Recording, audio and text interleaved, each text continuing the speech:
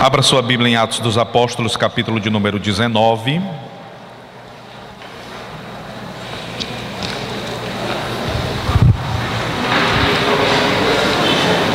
Nós vamos ler do versículo 11,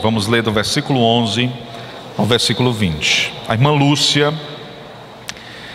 apresenta irmã Ana Lúcia apresenta um pedido de oração à igreja, então nós estaremos orando pela irmã Ana Lúcia e vamos continuar orando pelos enfermos da casa do Senhor.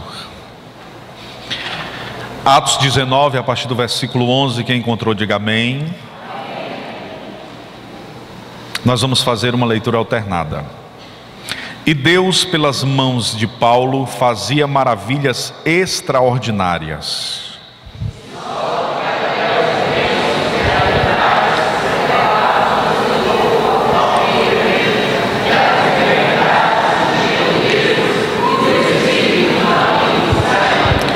E alguns dos exorcistas judeus ambulantes tentavam invocar o nome do Senhor Jesus sobre os que tinham espíritos malignos, dizendo: esconjuro-vos por Jesus a quem Paulo prega.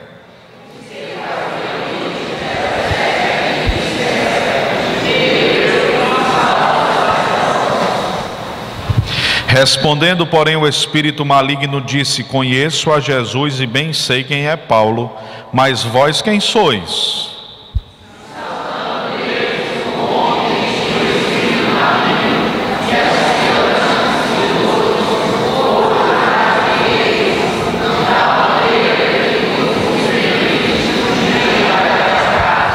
E foi isso notório a todos os que habitavam em Éfeso, tanto judeus como gregos, e caiu temor sobre todos eles, e o nome do Senhor Jesus era engrandecido.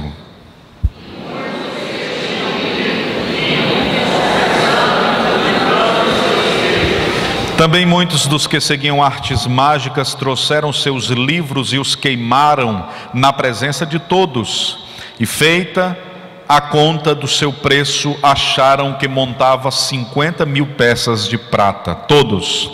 Assim, a palavra do Senhor crescia poderosamente e prevalecia. A palavra do Senhor crescia e prevalecia. Vamos convidar o irmão Herman, vai estar orando pela irmã Ana Lúcia, que está enferma, pelos demais enfermos da igreja e pela ministração da palavra, para que o Senhor nos ajude nesta noite. Saúde, amada igreja, com a paz do Senhor. Vamos orar neste momento. Soberano Deus e eterno Pai, obrigado, Senhor, por nesta noite estarmos aqui na Tua casa e na Tua presença para aprender do que há de mais rico neste mundo, que é a Tua santa e poderosa palavra.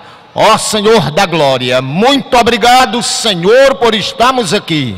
Toma, Senhor, em Tuas mãos a nossa mente, nosso coração, para que possamos, ó Deus, receber, aprender e depois praticar a Tua palavra. Deus amado e Pai querido, toma em Tuas mãos aqueles que nesta noite, Senhor, têm pedido oração por cura de enfermidade. Toma, Senhor, em Tuas mãos esta vida. Toma, Senhor, em Tuas mãos aqueles que estão nos leitos, aqueles que estão padecendo. Ó Senhor da glória, porque Tu és Senhor sobre tudo, domina sobre tudo e pode fazer coisas grandes e tremendas. No nome soberano de Jesus. Toma, Senhor, em Tuas mãos esta vida que nesta noite pediu oração aqui no santuário. Faz, Senhor, o mover das águas para honra e glória do Teu santo nome, para que o Seu nome seja, Senhor, santo, glorificado sempre, porque santo, santo, santo é o Teu nome. No nome de Jesus, ó Senhor, a palavra desta noite, Pai, que essa possa adentrar em nossos corações. Abençoa, Senhor, toma em Tuas mãos para que possamos receber esta preciosidade em nossas vidas. No nome de Jesus, a igreja diz amém. Amém. Amém. E podeis se assentar.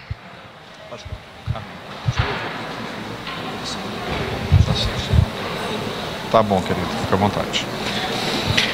Meus queridos, Paulo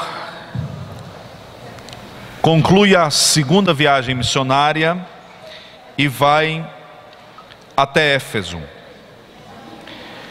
Passa alguns dias em Éfeso e então desce novamente para Jerusalém. De Jerusalém passa por Antioquia, de Antioquia ele volta para a Galácia, e da Galácia ele volta para a Frígia. Agora na terceira viagem missionária. De Frígia, Paulo vai para Éfeso. Quando ele chega na cidade de Éfeso, ele chega no continente asiático. Éfeso era a coroa da Ásia, a cidade mais importante da Ásia, uma cosmopolita cidade, uma grande cidade, de um comércio efervescente, e uma cidade que traria sobre Paulo uma responsabilidade ainda maior que as demais cidades, até mesmo que Corinto. Em Corinto, Paulo passa 1 ano e 6 meses. Em Éfeso, Paulo passa 3 anos. 3 anos. Éfeso era uma cidade mística. As pessoas dessa cidade eram pessoas voltadas para muitas superstições estranhas. Lá havia um jônico templo, um enorme templo erigido à deusa Diana. Diana é chamada na antiguidade de deusa dos Efésios. E essa Diana, esse templo à deusa Diana, era uma das 7 maravilhas do mundo antigo, para os irmãos terem uma ideia. De sorte que se reuniam várias pessoas de vários lugares do mundo para conhecer o templo de Diana. Na próxima quinta nós vamos falar sobre um problema econômico que o Evangelho gerou. Mas hoje cabe-nos pensar sobre o Evangelho e a magia de Éfeso. Porque às vezes a mágica de Éfeso é transportada para a realidade do Evangelho. Porque às vezes nos encantamos muito mais com a magia de Éfeso do que com a pureza do simples Evangelho de Jesus.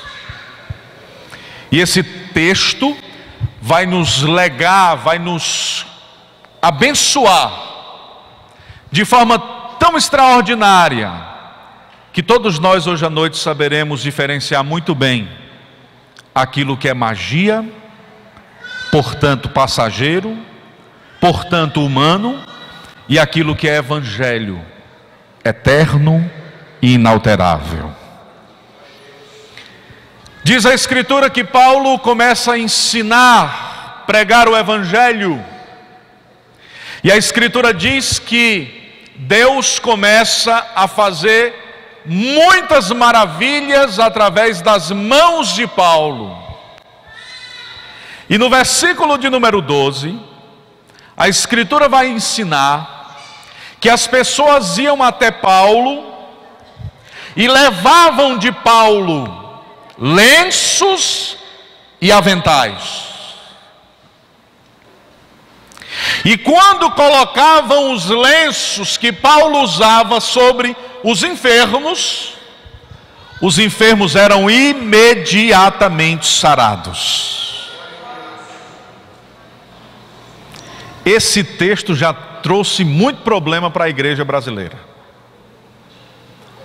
Porque o que tem de gente ungindo lenço, fazendo campanha do lenço branco, do lenço vermelho, do lenço azul, campanha do suor. Irmão dizendo que o poder do lenço estava no suor de Paulo. É uma tribulação um negócio desse, irmão? Tem, no Brasil eu já participei de um culto que o pastor pregou. Quando ele terminou de pregar, ele mandou reunir o pessoal na frente, e ele disse que quando ele jogasse o paletó, o povo ia cair. E ele jogou o paletó, o povo caiu. Fica sem lavar 5 semanas. Como é que não cai? E o povo caiu lá no chão, porque se envolveu na ideia, né? Aí, irmão Valmir, é atribulado um negócio desse, né? E para derrubar tem que ser 5 semanas sem lavar, usando todo dia. Venha para a campanha do lenço, para a campanha do manto, porque o poder está no lenço e a magia está no manto, porque o poder está na coisa, né? É o que a gente escuta, é o que é pregado em muitas igrejas no nosso país. Infelizmente, é o que é pregado às vezes em igrejas que tem uma teologia coerente, mas tem uma liderança que ainda não compreendeu o Evangelho. E aí o que é dito? Qual é a proposta que é oferecida? É a seguinte: se você vier a depender da sua oferta, você recebe um lenço maior. E aí se produz uma multidão de lenços, porque o poder está no lenço, na coisa. Essa pessoa não está lendo a Bíblia direito. Porque se a gente for ler a Bíblia direito, a Escritura está dizendo que os lenços eram levados de Paulo. A Bíblia não está dizendo que Paulo produzia lenço. A Bíblia não está dizendo que Paulo colocou uma mini fábrica de lenço para vender na praça. A Bíblia está dizendo que um crente um dia, sem que Paulo percebesse, levou o lencinho dele. Porque lenço, irmão, é igual caneta Bic. Empresta uma caneta Bic, vê se ela volta. A pessoa pega e diz: é Bic, então ninguém quer não. E aí o lenço de Paulo, essa pessoa levou, colocou sobre o enfermo, foi curado. Esse registro foi feito por Lucas. E algumas pessoas pensam que Paulo ia para a praça para dizer: quem quer unção, está aqui o lenço. Quem quer mais lenço, quem quer mais lenço. Gente, não era isso que acontecia.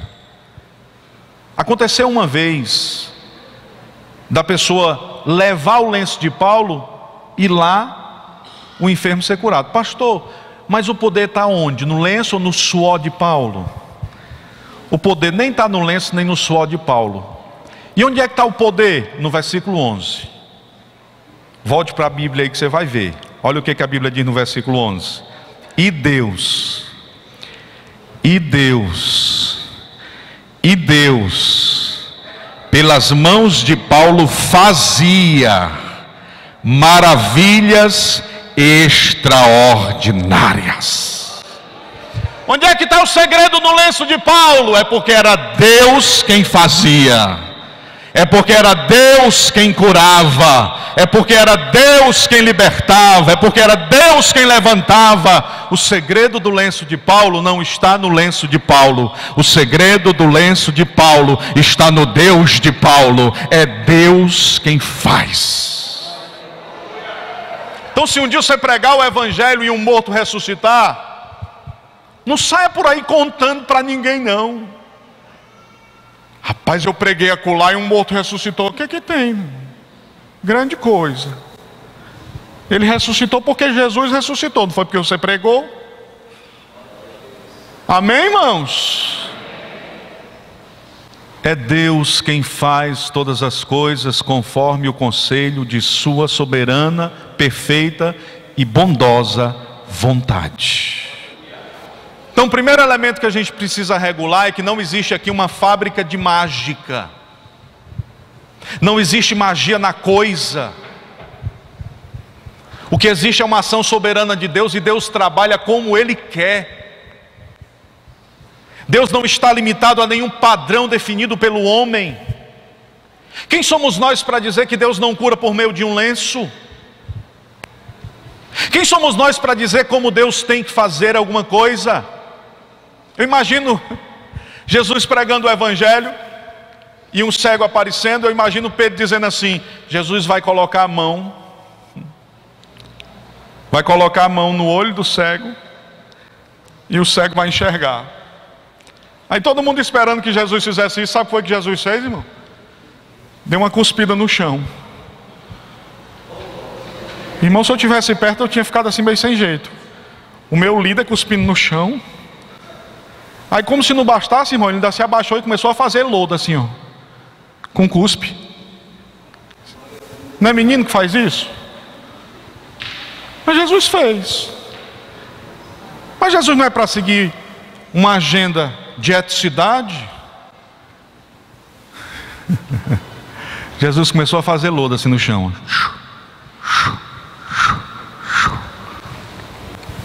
Pastor, e como é que explica isso? Jesus não estava usando nada de ninguém. A boca era dele, sim ou não? A saliva era dele, sim ou não? A terra onde a saliva caiu também era dele, sim ou não? Todas as coisas foram feitas por ele, sem ele nada do que foi feito se fez. E sabe o que a Escritura diz? A Escritura diz que ele se levantou e colocou lodo nos olhos do cego. E disse para o cego: vai, lava-te no tanque de Siloé, ou Siloé, que significa o enviado. O cego foi, lavou-se e voltou vendo. O cego foi, lavou-se e voltou vendo. Mas Deus fez algo diferente. Ele faz como Ele quer. Ele saca dinheiro do ventre de um peixe. Se Ele quiser, Ele ordena que um profeta seja alimentado por uma viúva faminta. Se Ele quiser, Ele ordena que um profeta seja alimentado por um corvo. Mas corvo não é carnívoro? Mas Deus ordena que ele seja alimentado e ele não come a carne. Mas como é que Deus faz? Deus faz como Ele quer. Deus faz quando Ele quer. Deus faz na hora que Ele quer, no tempo dEle, na hora dEle, na vontade dEle. Porque Ele controla todas as coisas. Ele é Senhor absoluto. E o que a gente tem que fazer? A gente tem que descansar. Descansar. Vocês lembram que eu falei aqui a frase no evento do John Stott? Um crente, ele está como se estivesse numa escada rolante. Não se mova não, porque quando você está na escada rolante, se você se mover, você pode cair. Então fique parado. Deixe que vai acontecer. Descanse. Que o teu Deus é quem está te guiando. Você vai perceber que Ele está te guiando, está cuidando da tua casa, cuidando da tua vida, e você vai chegar mais alto, você vai crescer, você vai aprender, e a presença do Senhor será sempre sobre a sua vida. Pastor, isso que aconteceu em Éfeso pode acontecer hoje? Pode. E para acontecer, o que a gente precisa? A gente precisa de uma cidade mística. Nós temos isso, irmão? Sim ou não? Temos. Fortaleza é místico demais. Tem misticismo até dentro da igreja. Eu visitei a casa de uma irmã um dia, e ela estendia a roupa com a gola para cima. Eu disse: irmão, o que é isso aí? É diferente o jeito que a irmã estende. Não é porque o pastor um dia disse que atrai mal olhado se estender a roupa com a gola para baixo. Eu digo: que raio de evangelho essa irmã está ouvindo, irmão? Você não pode estender uma roupa com a gola para baixo que atrai mal olhado. Irmão, de quem é esse evangelho? Eu acho que é o evangelho segundo Allan Kardec que esse povo está lendo. Porque o evangelho do Cristo de Deus, do Mestre Senhor, do absoluto Cristo, não se importa com essas coisas efêmeras e desnecessárias. Então Deus, para agir, só é necessário uma coisa: o ambiente. Éfeso era um lugar místico. Mas é também necessário uma pessoa com predisposição para ser usada. É preciso um Paulo. Inclusive essa semana nós perdemos o grande Billy Graham. Eu queria fazer menção a isso. Um dos mais extraordinários evangelistas. Um homem que se permitiu ser usado por Deus durante toda a trajetória de sua vida. Considerado o cristão do século XX. Quando alguém disse assim: Billy Graham, o que você fez para ser o cristão do século XX? Ele disse: simples. Eu fui pastor a vida toda e reuni alguns milhões, mas sempre fui assalariado e nunca peguei num dólar da igreja. E a outra coisa que você fez: eu nunca estive num lugar fechado com outra mulher que não fosse a minha esposa. E o que foi que você fez mais? Eu nunca passei um dia sem dedicar as primeiras horas, quando o meu cérebro está plenamente ativo, à presença do meu Deus, para que Ele possa me ajudar e me direcionar durante o resto do dia. Então, se você quiser um segredo para ser feliz, viva a vida de Billy Graham. É um segredo abençoado. Perdemos um dos mais extraordinários evangelistas de todos os tempos. Talvez depois dele, ou antes, talvez depois dele, dificilmente nós teremos um homem tão usado por Deus. E antes dele, o último a ser usado no mesmo nível que ele, talvez tenha aí 300 ou 400 anos. John Wesley, George Whitefield, um dos grandes avivalistas. Mas este homem deixou marcas e deixou legado. E na terça-feira nós estávamos aqui falando do curso de John Stott, e a gente abriu o curso falando de uma frase do Billy Graham. E a frase do Billy Graham, ele dizia o seguinte: perdemos o John Stott. Eu não vejo a hora de retornar para a morada dos céus e me encontrar com ele nos céus. Aí na quarta-feira se cumpriu. Ah, pensou? Eu não vou citar nenhuma frase dos irmãos não, viu? Vamos citar uma frase, o pastor vai citar a frase. No outro dia você pode se encontrar com Jesus, né? Foi coincidência, viu? O que Deus precisa para mudar a história de Éfeso? Deus precisa de uma pessoa. Madre Teresa de Calcutá. Pastor falando de Madre Teresa de Calcutá. Se você nunca leu e se você não sabe quem é Madre Teresa de Calcutá, é melhor você, antes de falar qualquer coisa, você ler. Nós não estamos aqui pensando em qual é a religião de Madre Teresa de Calcutá. Nós estamos pensando aqui no exemplo e na vida de uma mulher que tem muita coisa para ensinar para crente. E quando ela estava prestes a morrer, um repórter chegou para ela e disse: Madre, você acha que é possível que alguém faça o que você fez? Reunir milhares de indianos e levá-los à sua própria cama para eles terem dignidade de morrer nos braços de alguém? Ela ia nas ruas, quando a pessoa estava próximo da morte, o ministério dela era dar às pessoas uma morte digna. Ela coletava a pessoa na rua, levava para casa e ficava abraçado com a pessoa até a pessoa morrer. Amém, irmão? A gente está vindo para o culto domingo, quinta e terça-feira, e estamos dizendo que estamos fazendo muito para a glória do Senhor, né? E aí a madre disse assim: você acha? E aí o repórter perguntou: você acha que é possível que Deus levante alguém para fazer o que você fez? Você sabe quais foram as palavras daquela mulher? As palavras delas foram as seguintes: se Deus encontrar alguém que tenha mais consciência de que é miserável do que eu, ele vai ser mais usado ou usada por Deus. Porque quanto maior for a nossa consciência de miséria, mais dependentes nós somos da presença de Deus nas nossas vidas. Isso é verdade ou não é, irmãos? O que é que Deus precisa para mudar Éfeso? Crentes que tenham consciência de sua miséria. O que é que Deus precisa para mudar Éfeso? Crentes que tenham consciência de que eles precisam da graça, da bondade e da misericórdia de Deus para fazer tudo. Eu tenho uma curiosidade bíblica para explicar para os irmãos agora. Talvez você já tenha lido esse texto várias vezes e não tenha percebido. Mas lá no Gênesis, e o primeiro teólogo a explicar isso é Dietrich Bonhoeffer, grande mestre, foi morto por Hitler. Dietrich Bonhoeffer nos ensinou uma coisa que a gente precisa perceber, e a gente lê o texto 20, 30 vezes e não percebe. Lá no Gênesis a escritura diz assim: a árvore do bem e do mal é proibida. É assim que a escritura diz, sim ou não? A Bíblia não diz que havia uma árvore proibida, que Adão e Eva não deveriam comer? E era a árvore de quê, irmãos? Do bem e do mal. A árvore do conhecimento do bem e do mal, sim ou não? Olha que interessante.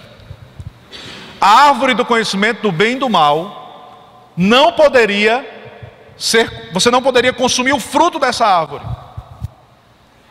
Observe que a escritura está dizendo que o homem não pode consumir o fruto do bem e do mal. Vai gerar conhecimento do bem e vai gerar conhecimento do mal. Deus não está restringindo o alimento que vai gerar o mal, não. Deus está também restringindo o alimento que vai gerar o bem. Olha que interessante. E a gente nunca pensa nisso, né? Mas por que Deus está dizendo não coma um fruto que te fará bem? Porque ele faz mal, mas também faz bem. Não é isso que a Bíblia diz, irmãos? Aí Dietrich Bonhoeffer vai nos explicar. Ele diz assim: é porque depois desse fruto, o homem passou a fazer as coisas por si mesmo. E não há nada que o homem faça que seja bom. Até o bem que ele faz está poluído pelo seu coração caído. Se ele faz o bem porque ele deseja aplacar a ira de Deus. Ele faz o bem porque ele deseja apresentar-se. Ele faz o bem. Se ele fizer algum bem sem essa intenção, é porque foi Deus que fez na vida dele. Não há nada bom que o homem faça que seja dele mesmo. Tudo de bom que a gente faz nasce em Deus, procede de Deus. Não há nada bom que a gente faça que proceda do nosso coração e da nossa bondade e da nossa dignidade. Tudo que a gente faz de bom, a gente faz de bom por causa do amor, da bondade, da misericórdia e da presença de Deus. Somente a presença de Deus pode gerar bem. Olha que interessante. E aí, o Dietrich vai nos ensinar esse princípio bíblico. E se somente a boa presença de Deus pode nos gerar bem, nós precisamos estar encharcados da presença de Deus para compreender qual é a vontade de Deus para Éfeso. E aí a gente vai agora pensar no sermão. Estava introduzindo para que a gente reflita sobre essa passagem bíblica do versículo imediatamente posterior. Diz a Escritura que Paulo tinha tanta autoridade que as pessoas recebiam milagres de Deus por meio das mãos de Paulo, mas quem o fazia era o próprio Deus. E diz a Escritura que os filhos de Seva, os judeus, uma equipe, um grupo de judeus, a Bíblia não diz quantos, era um grupo, eles eram filhos de Seva, um principal sacerdote da época, e eles, percebendo o poder que estava na vida de Paulo, eles começaram a adotar a postura de exorcistas. Eram uma espécie de caçadores de demônios. Uns Van Helsing, né? Caçadores de demônios. E aí onde tinha uma pessoa endemoniada, eles iam na casa da pessoa. E aí quando eles chegavam para expulsar o demônio, eles diziam assim, não tinham experiência nenhuma com Deus, conhecimento nenhum da Escritura. E aí eles diziam assim: conjuro-vos que vocês saiam. Expulsava o demônio até com uma palavra assim chique, né? Conjuro, irmão, tem umas palavras, né? Eu nunca esqueço o irmão que foi expulsar um demônio, e ele ficou dizendo: desaloja, desaloja, desaloja. Aí o demônio: Casapio, Serrolim, começou a dizer a loja. Então a gente tem que ter cuidado com o nome que vai dizer, né? Porque senão passa dificuldade. Diz a loja, Casapio, Serrolim. Começou a dizer o nome da loja. Esconjuro-vos por Jesus a quem Paulo prega. Olha que interessante. Irmão, é uma expulsão de demônio de tabela, né? Eu expulso você em nome de Jesus a quem Paulo prega. Olha o rodeio que ele fez. Você já pensou, irmão? E aí o demônio disse assim, ó: sei bem quem é Jesus, e sei bem quem é Paulo, mas vocês eu não sei nem quem é. E aí a Bíblia diz que o demônio se assenhorou de dois dele, os outros correram, né? Ele se assenhorou de dois dele. Quando diz se assenhorou, não é que entrou, é que segurou dois. E deu uma pisa nos dois, que os bichinhos saíram nu e dolorido, para aprender. Diz a Escritura que dentro daquela casa, a Escritura fala que era numa casa, 2 homens foram surrados por um demônio e fugiram, tiveram que correr, tiveram que ir embora. Mas é interessante a gente pensar sobre a fala desse demônio, porque tem crente que acha que não existe demônio.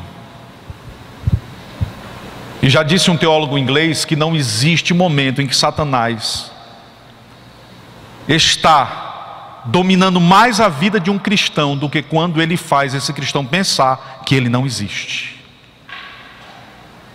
Então, se você acha que esse negócio de demônio é bobagem, não existe nada, você vem para a igreja para sentir a presença de Deus, para ficar aliviado, esse negócio de, você acha que não existe um reino, saiba que você está agradando muito o Deus desse século.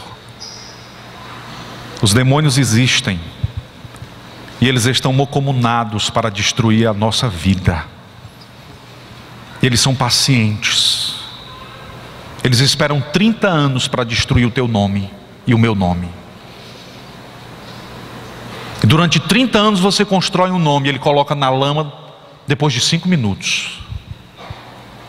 E uma vez que ele joga lama no seu nome, ele lança o opróbrio sobre a sua vida, sobre a sua missão, sobre o seu propósito. Por isso, igreja, nós temos que vigiar. Quando aquele demônio diz assim: eu sei quem é Jesus, eu sei quem é Paulo, mas eu não reconheço vocês. Você sabe o que é que ele está dizendo? Ele não está dizendo que Paulo é conhecido no inferno, como tem pregador que prega. Paulo é conhecido até no inferno. Não, irmãos. Ele está dizendo: eu sei quem é Jesus e eu reconheço Jesus em Paulo.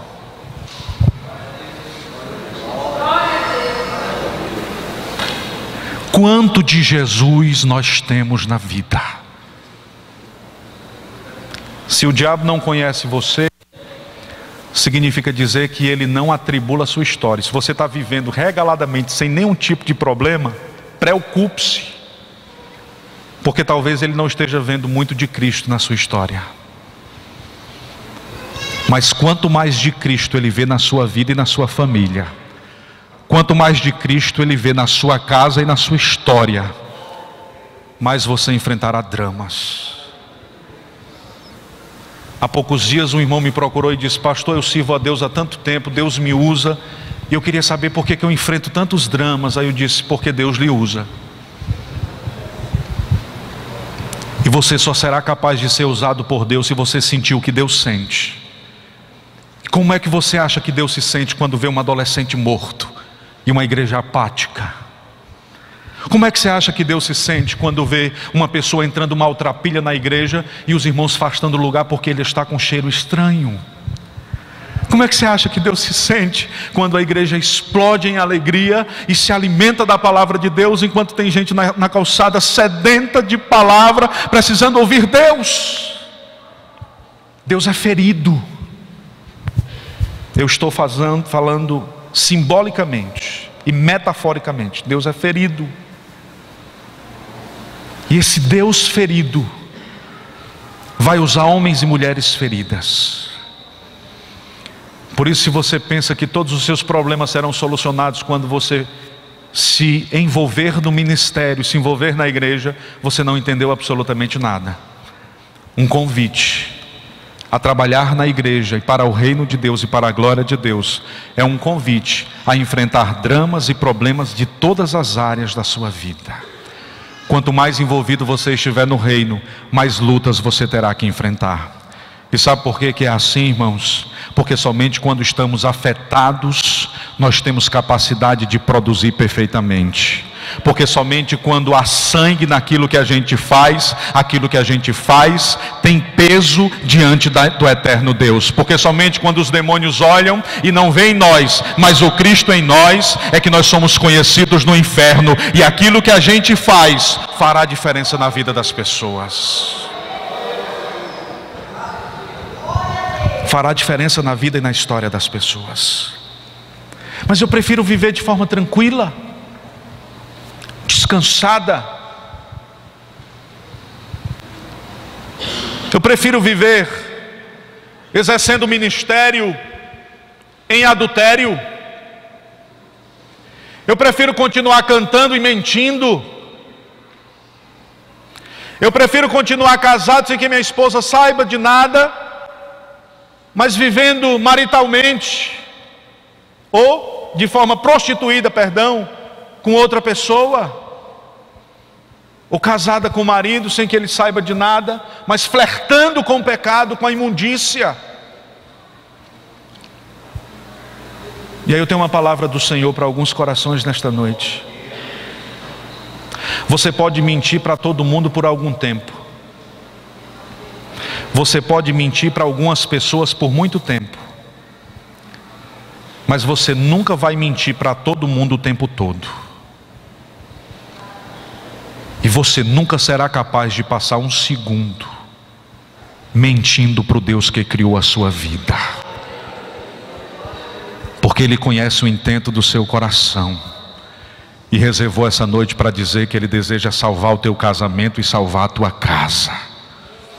reservou essa noite para dizer que Ele continua acreditando no teu chamado e no teu ministério. Reservou essa noite para dizer que Ele deseja mudar a trajetória da tua mente, que Ele deseja trabalhar no teu coração, restaurar a tua casa, para que os teus filhos cresçam encontrando o Cristo em ti, para que os teus filhos cresçam amando o Cristo em ti.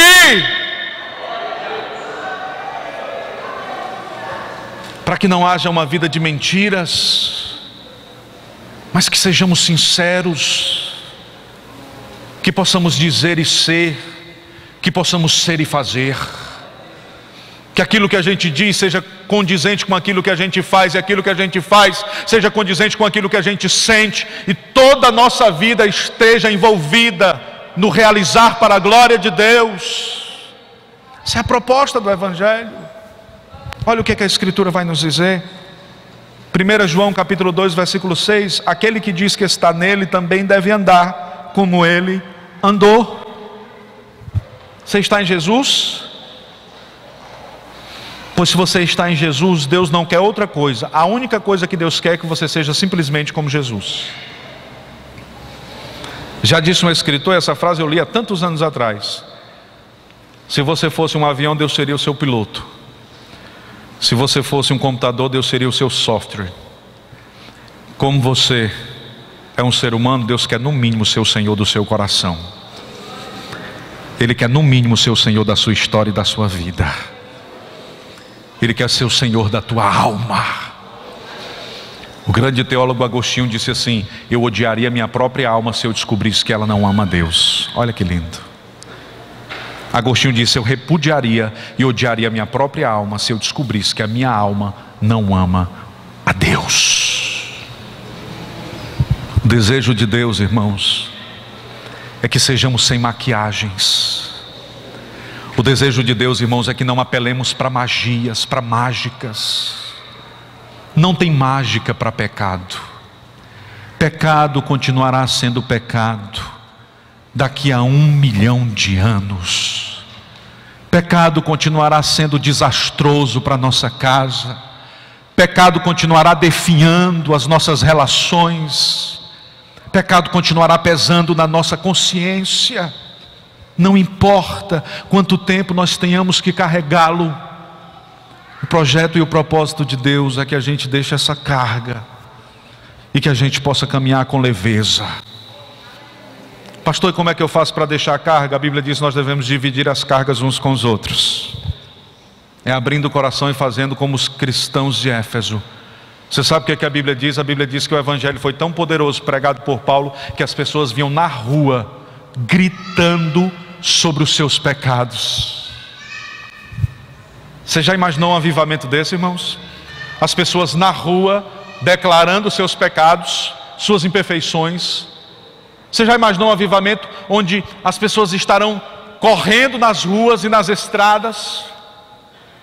Será que você pode mensurar isso? O que é um avivamento que te trará a consciência de que você pode declarar para todo mundo, em todo lugar, que você está fragilizado e você não se importar com sua reputação, você não se importar com o que vão dizer de você, porque quando estamos preocupados demais com nossa reputação, nós não entendemos ainda a graça e a misericórdia de Deus. Quando um crente entende a graça e a misericórdia de Deus, ele não se importa com a reputação, ele apenas celebra. A única coisa que interessa é se ele vai ser perdoado por Deus. Por isso que quando alguém transgride, comete uma falha, um pecado para a morte, se aproxima e diz: pastor, eu cometi um pecado, mas eu queria dizer para o senhor que eu não quero passar por nenhum processo, nenhuma sanção disciplinar. Eu acho que eu não devo passar por nenhuma sanção, eu acho que eu não devo passar por nenhum tipo de correção. Perfeito, meu irmão. Se você acha, é porque você ainda não entendeu que o arrependimento se processa quando a gente deixa de se preocupar com o nosso próprio nome e começa a se preocupar com o nome do Cristo que celebra a Deus. Amém, queridos?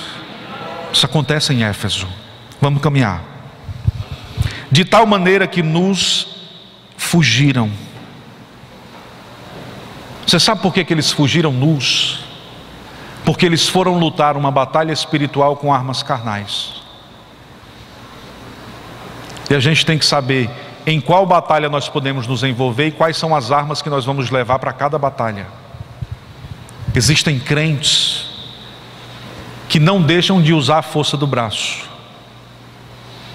Existem crentes que tentam resolver todas as coisas com armas humanas, físicas. Mas uma vez crente, você não tem mais o direito de usar essas armas. Nem que eu queira, pastor, não, porque você está morto e morta. Cristo está vivo em você. E a sua batalha agora não é mais contra o seu patrão. A sua batalha agora não é mais contra a empresa que te distratou. A sua batalha agora não é mais contra o advogado que não cuidou. A sua batalha agora não é mais contra a enfermidade que você está. A sua batalha agora é contra os principados e potestades. E é no campo da oração que Deus te dará vitórias. E é lutando com as armas espirituais que Deus te concederá graça e capacidade de vencer. Às vezes fazemos como os filhos de Seva. Às vezes nós queremos lutar as batalhas humanas ou as batalhas espirituais com armas humanas. E aí uma noite como essa, o Senhor traz sobre nós uma palavra. E a palavra do Senhor para alguns corações nesta noite é que você precisa confiar na mão do Senhor. É que você não deve devotar a sua atenção à rapidez dos cavalos, à força dos guerreiros, nem o gigantismo do seu braço. Você deve confiar todas as suas causas à portentosa mão de Deus, que sustenta o universo e que tem um domínio sobre todas as coisas. E aí você vai ter vida, e vida com abundância. E sabe o que a Escritura diz? A Escritura diz assim: Paulo fazia milagres por meio da autoridade que lhe era imposta por Deus, ao mesmo tempo que os filhos de Seva foram humilhados. E aí você vai ver no versículo imediatamente posterior ao momento em que eles saem correndo humilhados, você vai ver a seguinte expressão: e o nome do Senhor era engrandecido na cidade de Éfeso. Olha que coisa interessante. Você tem dois eventos: você tem a verdade de Paulo e você tem a mentira dos filhos de Seva. Você tem um homem que está totalmente liberto das práticas do pecado, e você tem homens que estão em pecado tentando ocultar a sua situação de pecado. Você tem um Paulo que o seu lenço, quando era levado, curava enfermos, e você tem exorcistas que não têm autoridade para nada. Mas a Bíblia diz que nessas duas situações o nome do Senhor era engrandecido. O que a Escritura está nos ensinando? Algo muito simples. Você tem a opção de viver a vida de Paulo ou viver a vida de um dos filhos de Seva. Pastor, quer dizer que se eu escolher viver a vida de um dos filhos de Seva, o nome do Senhor não deixará de ser glorificado? Não. Você pode de repente viver uma farsa na igreja, mas o nome do Senhor continuará sendo glorificado. Pastor, e por que há o conselho de que eu viva de forma digna, santa? Não é para Deus ser glorificado, não, é para você ser abençoado. Deus é glorificado quando a gente acerta, e Ele não deixa de ser glorificado quando a gente peca. Pastor, isso está na Bíblia? Está. Salmo de número 148. Vou ler na íntegra. O salmista diz assim: louvai ao Senhor, louvai ao Senhor desde os céus, louvai-o nas alturas, louvai-o todos os seus anjos, louvai-o todos os seus exércitos, louvai o sol e lua, louvai-o todas as estrelas luzentes, louvai os céus dos céus e as águas que estão sobre os céus, que louvem o nome do Senhor, pois mandou e logo foram criados. e os confirmou para sempre, e lhes deu uma lei que não ultrapassarão. Louvai ao Senhor desde a terra, vós baleias e todos os abismos. E baleia canta? Baleia canta.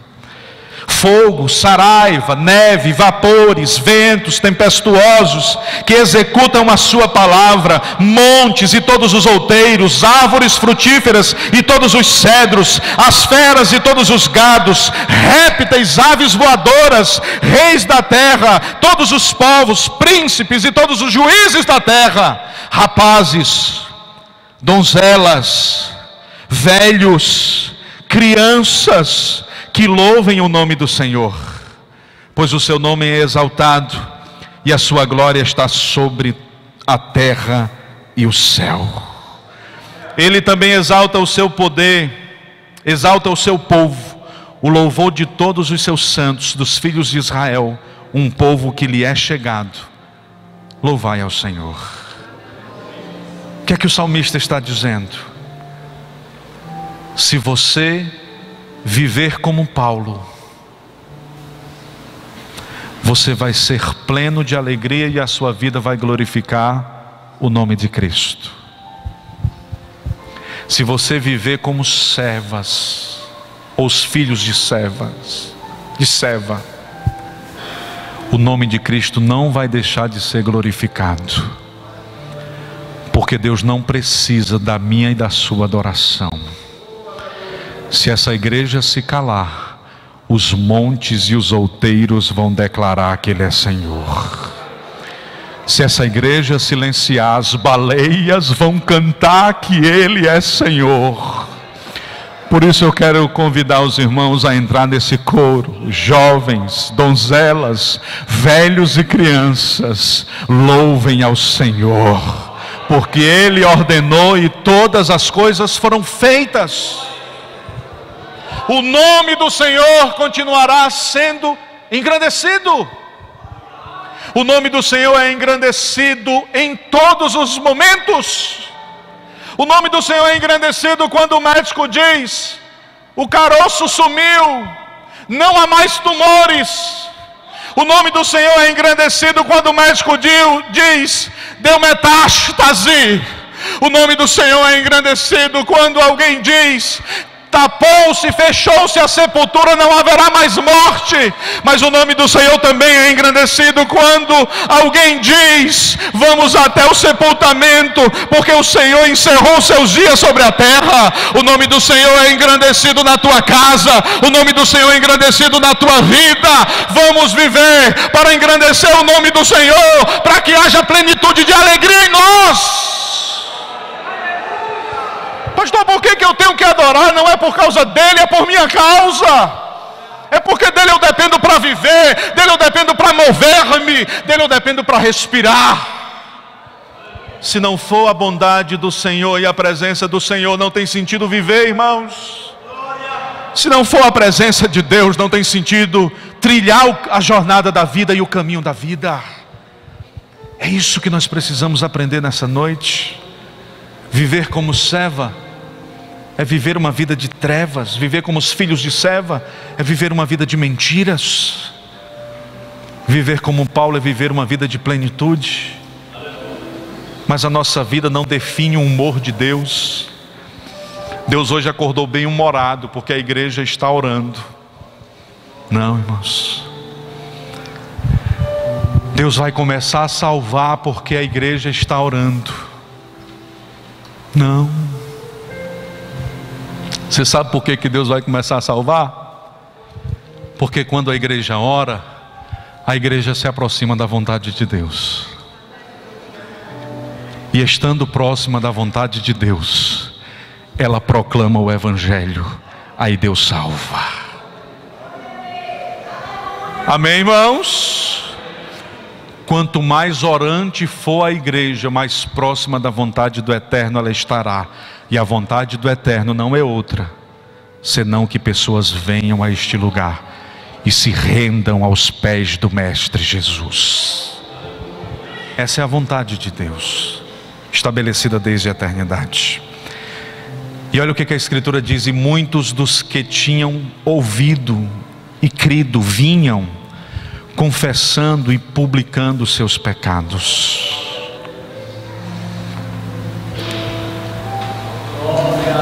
Pastor, por que a gente não tem mais confissões de pecados? Por que é tão escasso pessoas confessarem suas mazelas e suas imperfeições? É porque a gente começou a entender avivamento como uma coisa totalmente diferente. Ao invés de ensinar para a igreja que avivamento começa com corações quebrantados, com vestes totalmente rasgadas na presença de Deus, vestidos de pano de saco, prostrados em humilhação ante a presença do Santo, a gente começou a dizer que avivamento é ter lenço ungido, é jogar o lenço. A gente começou a dizer que avivamento é ter autoridade para expulsar demônio, e aí tem culto que o demônio tem proeminência. Tem pastor que a pessoa fica possessa de espírito imundo e diz: traga aqui para frente. Que conversa é essa, irmãos? Isso não é espetáculo. Está possesso de espírito imundo, leve lá para trás. E alguém vai e ora.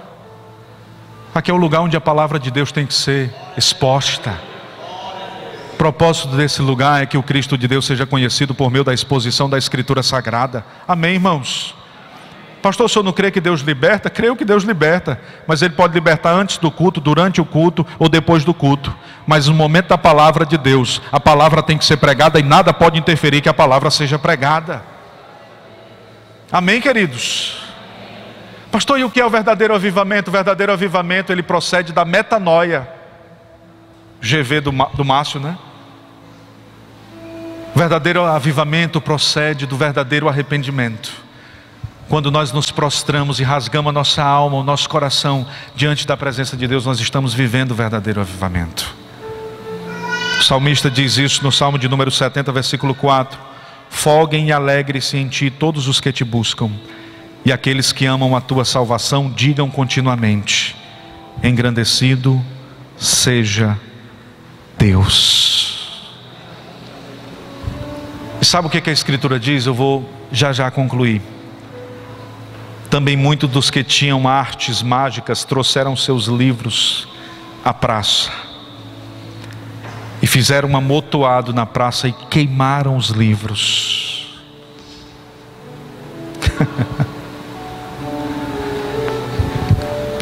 Eles chegaram e disseram assim: esses livros são livros de magia negra.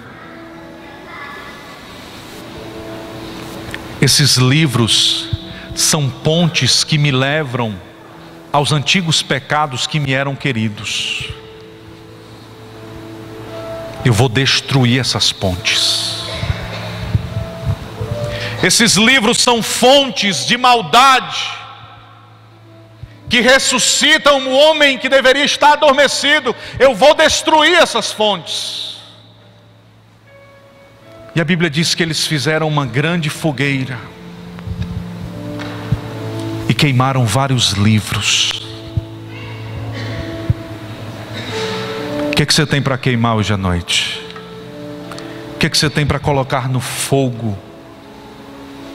O que você tem para colocar numa fogueira que não é a fogueira santa de Israel?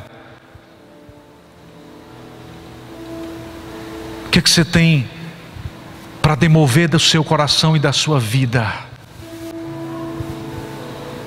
Se nós não colocarmos no fogo aquilo que está destruindo a nossa história, nós vamos apagar o fogo do Espírito nas nossas vidas.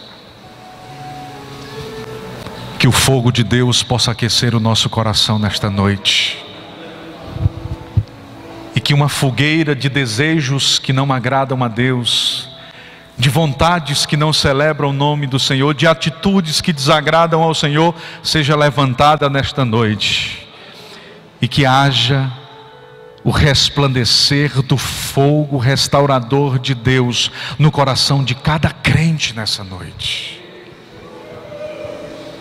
Milhares de livros foram queimados. Mas por que, irmãos, que os livros foram queimados? Porque Deus tinha um livro novo a ser escrito em Éfeso.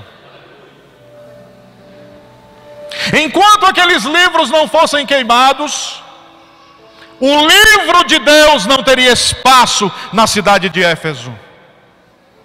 Se os irmãos ainda não sabem, foi a partir de Éfeso, naquela cidade, que Paulo escreveu a carta de 1ª e 2ª aos Coríntios. Foi de Roma que Paulo escreve para aquela cidade a carta de Éfeso. Foi enquanto Timóteo pastoreava a igreja de Éfeso que Paulo escreve as 2 missivas para ele, as 2 cartas pastorais.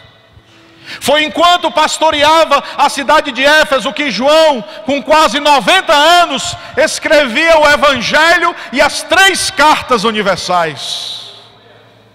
40 anos depois, da ilha de Patmos, João escreve mais uma carta ao anjo da igreja que está em Éfeso, dizendo: voltem ao primeiro amor. A Bíblia foi escrita em Éfeso. E sabe por que a Bíblia foi escrita em Éfeso? Porque os outros livros foram queimados. Deus deseja escrever a Escritura na tua história. Deus deseja escrever a Escritura na tua vida. Mas existem algumas coisas que têm que ser reputadas como terríveis, reprovadas. Existem algumas coisas que têm que ser colocadas de lado. E hoje é a noite que Deus reservou para ministrar isso ao teu coração. Hoje é a noite de Deus reacender a chama do teu coração, porque o nosso Deus não apaga o pavio que fumega. Se o pavio está fumegando, Deus tem fogo de Deus para renovar a nossa vida, renovar a nossa história. Bendito seja o Espírito de Deus. E aí eu quero concluir com a declaração do salmista no Salmo 116, versículo 8. Tu livrastes a minha alma da morte, os meus olhos das lágrimas e os meus pés da queda. Tu livrastes a minha alma da morte, os meus olhos das lágrimas e os meus pés da queda. Essa mensagem é uma mensagem de livramento.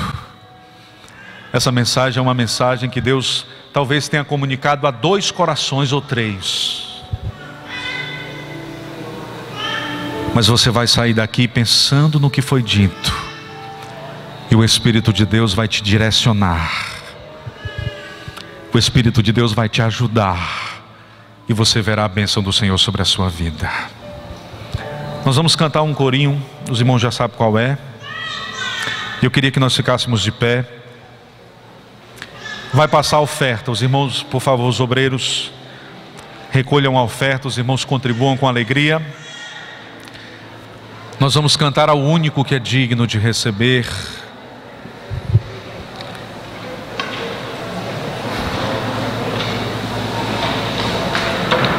Enquanto nós estivermos cantando esse hino, você que ouviu a voz do Senhor nesta noite, se você percebe que existe algo na sua vida que você precisa colocar na fogueira, eu quero que você venha aqui à frente simbolicamente. Pastor, depois que eu for aí à frente, todos os meus problemas serão solucionados? Não. Mas esse é um ato de fé. O Espírito de Deus está nesse lugar. De graça e de amor está nesse lugar. Hoje é noite de livramento do Senhor. Deus está fechando sepulturas nesta noite. Deus está fechando sepulturas nessa noite. Deus está escrevendo a própria Escritura no coração de algumas vidas nessa noite. Deus fala como Ele quer. Sua doce voz é clara aos nossos corações. Corra à frente. Se hoje ouvires a voz do Senhor, não endureçais o teu coração. Cante ao Senhor. A honra e a glória, a força e o poder ao Rei eterno, imortal, invisível. Quem está entendendo o que está acontecendo aqui, adora o Senhor. Porque bom é o Senhor e muito digno de toda adoração. Deus está mudando histórias nesse lugar. Deus está restaurando vidas nesse lugar. Sua presença é real no nosso meio. A honra e a glória, aleluia, a força e o poder ao Rei eterno, imortal, invisível, mas real. A Ele ministramos o louvor. Cante ao Senhor. Coroamos a Ti, ó Rei Jesus. Coroamos a Ti, ó Rei Jesus. Adoramos o Teu nome, nos prostramos aos Teus pés, consagramos todo nosso ser a Ti. Coroamos a Ti, ó Rei Jesus.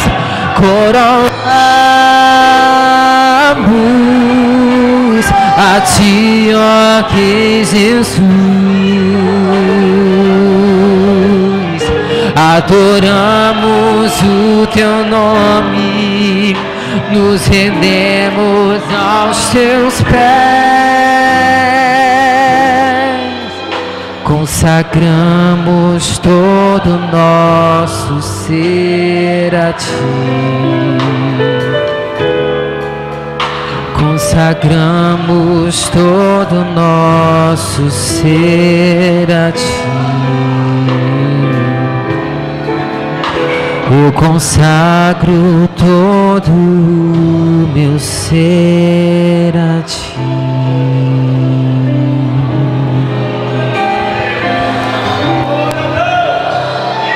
Estendam as mãos. Nós vamos orar. E eu tenho apenas um aviso. Sábado haverá culto do setor na Lagoa do Alpaia 1, Ministério Infantil.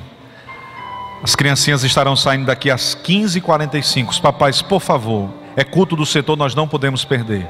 Vamos mandar as nossas criancinhas para lá. Quem quiser fazer a inscrição, hoje é o último dia. Hoje é o último dia para a inscrição do curso de obreiros. Senhor Deus,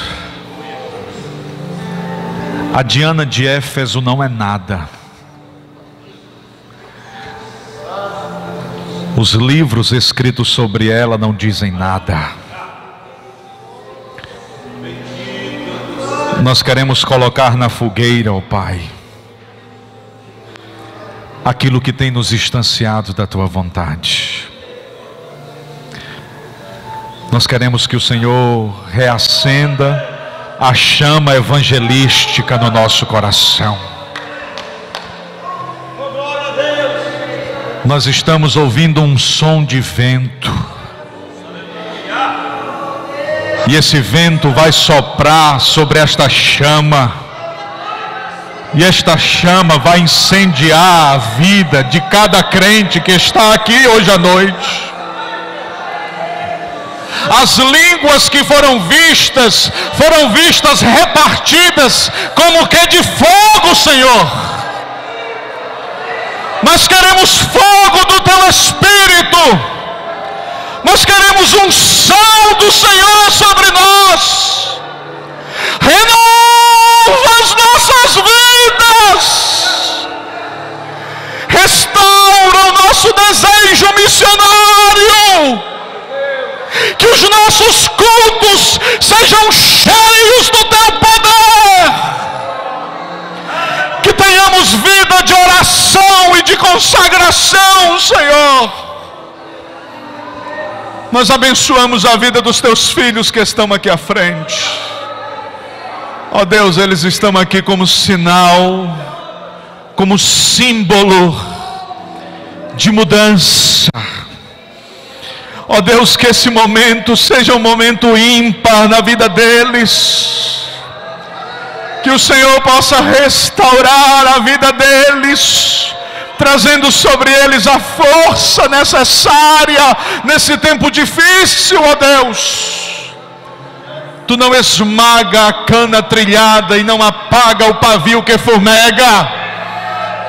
Ó Deus, nós cremos que haverá música produzida, nós cremos que haverá palavra pregada, nós cremos que haverá intercessão realizada, nós cremos que a Tua igreja permanece viva, porque é a Tua palavra que nos mantém assim.